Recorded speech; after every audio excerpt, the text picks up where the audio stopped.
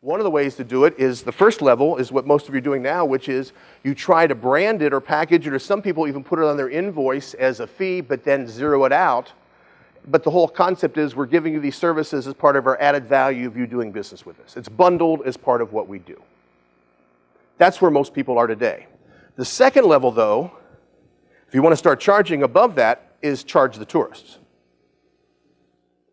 This is what the airlines do. Because I am a lifetime gold with Delta, and I now fly out of American out of Dallas, so I'm a platinum, I don't pay for bags. With the 70 cities I was in last year, I think I calculated that's about $7,000 it's saving me. Who do they charge for bags? The tourists. Yeah, if you're only flying a couple times a year, you're called a tourist. You're not a normal customer to them. So if we charge the tourists, what happens if we piss them off? So what? What happens if they upset somebody that's given them about $70,000 a year? That's a little bit of a concern. So one of the first levels of doing it is you charge the tourists. You can go to any of the Disney parks here in town here at a discount if you show a state driver's license. Because the assumption is we want the locals to come and come more frequently, so we'll give them a discount compared to we charge full boat for somebody coming in with their family for their once-in-a-lifetime vacation to see the mouse. So one of the things to do is start charging tourists infrequent. You see a lot of, you've seen it on the internet. If you order more than $75, shipping is free. Is that an example of charging to tourists? So if you have small orders, you pay for it. Large orders, bigger customers are assumed, get it for free.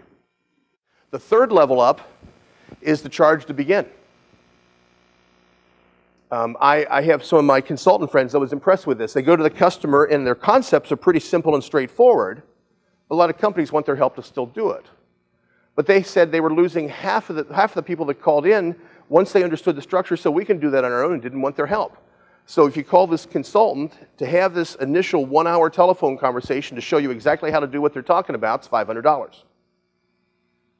If you then sign a contract to have them help you do that process, the $500 is credited to you.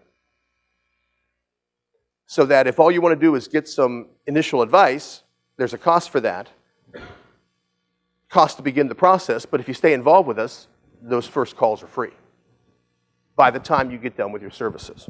I thought that was a pretty creative way to do it. You've seen a lot of places say, one of my customers does a lot of work with steel, fabricating and erecting.